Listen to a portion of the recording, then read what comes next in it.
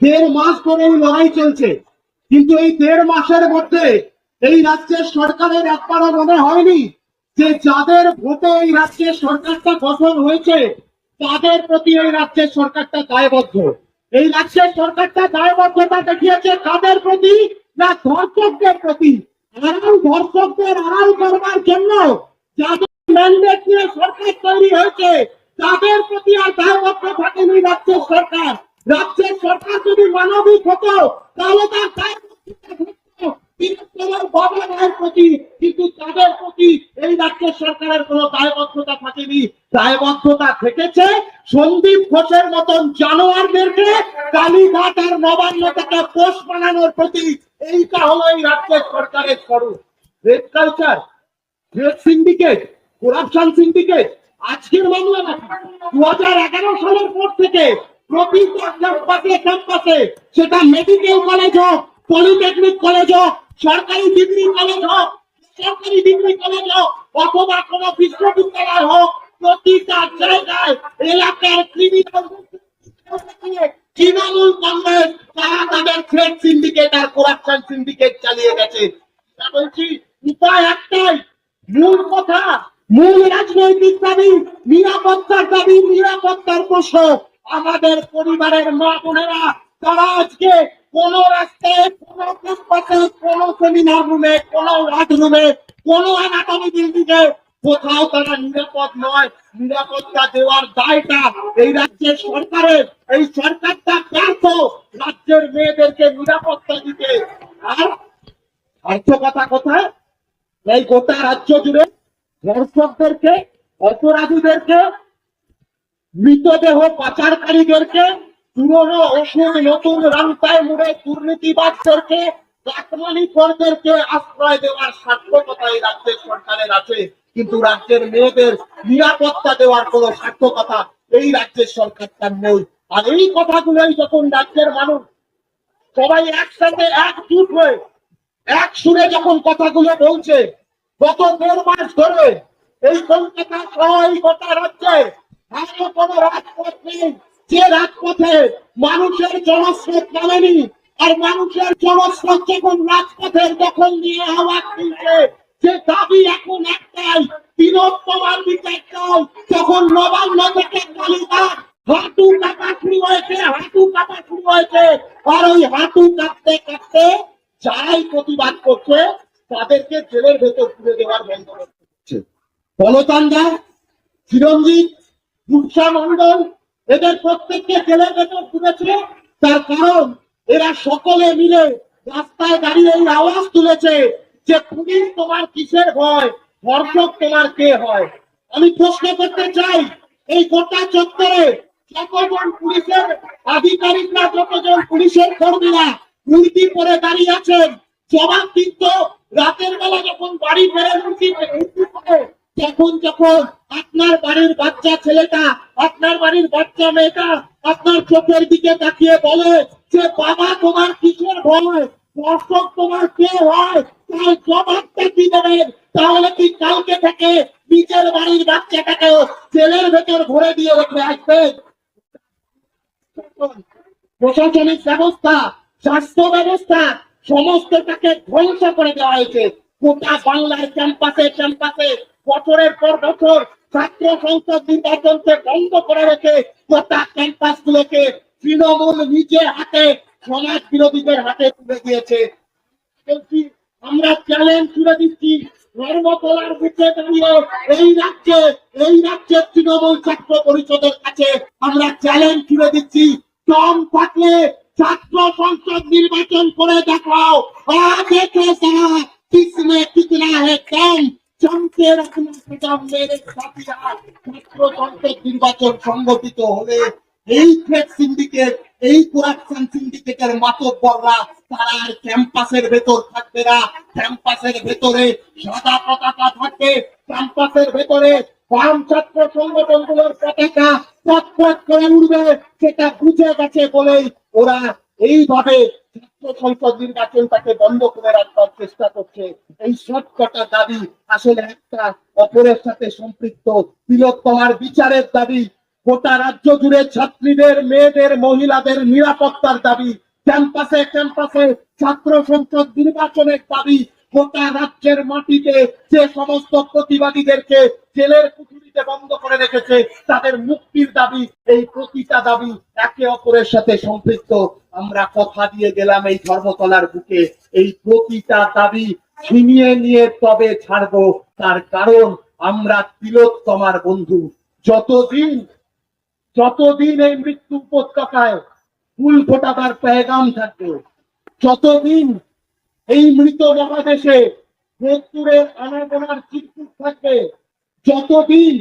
যতদিন আধার পেরিয়ে আলোর মিছিলে জনতার জনস্রোত থাকবে, যতদিন ন্যায় বিচারের দাবিতে রাজপথে জনকলতান থাকবে, যতদিন বন্ধুর হত্যার প্রতিশোধে বন্ধুর জেগে থাকা থাকবে, যতদিন অনাগত সন্তানের ভবিষ্যতের কথা ভেবে মায়ের দুশ্চিন্তা আর বাপের উৎকণ্ঠা থাকবে, ততদিন পর্যন্ত আমাদের হৃদয়ের প্রতিটা প্রকোষ্ঠে, আমাদের মস্তিষ্কের প্রতিটা অংশে, আমাদের শিরায় উপশিরায়, আমাদের হাড়ে মজ্জায় একটা নাম জীবন্ত হয়ে থাকবে, তিলোত্তমা, তিলোত্তমা, তিলোত্তমা।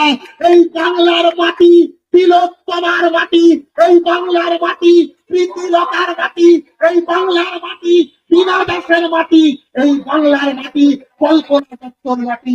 তাই এই মাটিতে ধর্ষকদের দখলে যেতে দেব না। আজকে ঈশ্বরচন্দ্র বিদ্যাসাগরের জন্মদিন, আর আমরা আমাদের কর্মসূচি শুরু করেছি বিদ্যাসাগরের বসত বাটিতে বাম ছাত্র যুব মহিলা আন্দোলনের নেতৃত্ব তার গলায়, তার মূর্তিতে মাল্যদানের মধ্যে দিয়ে। আগামীকাল রাজা রামমোহন রায়ের প্রয়াণ দিবস। বিদ্যাসাগরের বসত বাটি থেকে রাজা রামমোহন রায়ের বসত বাটি আমরা রাজা রামমোহন রায়কে মালা পরিয়েছি। বাংলার নবজাগরণে এরা অগ্রদূত, বাংলার নবজাগরণে এরা অগ্রপথিক। 24 তারিখ পালন করেছি প্রীতিলতা ওয়াদ্দেদারের শহীদ দিবস। আমরা তো তাদেরই উত্তরসূরি, আমরা তো তাদেরই পরবর্তী প্রজন্ম। গোটা বাংলা জানে, বাংলাদেশের আন্দোলন জানে, স্বাধীনতা আন্দোলন, বাংলাদেশের মুক্তিযুদ্ধও জানে যে প্রতিটা মহিলা, প্রতি মেয়েরা ছিল যোদ্ধা। আর আজও তাই তিলোত্তমার বিচার চেয়ে রাস্তায় নেমেছে যে মহিলা সমাজ, তারা সবাই যোদ্ধা, যোদ্ধা আর যোদ্ধা। অন্যায়ের বিরুদ্ধে যে যুদ্ধ, সেই যুদ্ধে মহিলারা সকলে মিলে, ছাত্র যুব মহিলা সহ রাজ্যের আপামর মানুষ পথে নেমেছে। অতই সহজ প্রতিবাদীদের নামে সমন পাঠিয়ে, অতই সহজ কলতানকে বা চিরঞ্জিতকে বা রূপসাদের জেলে পুরে।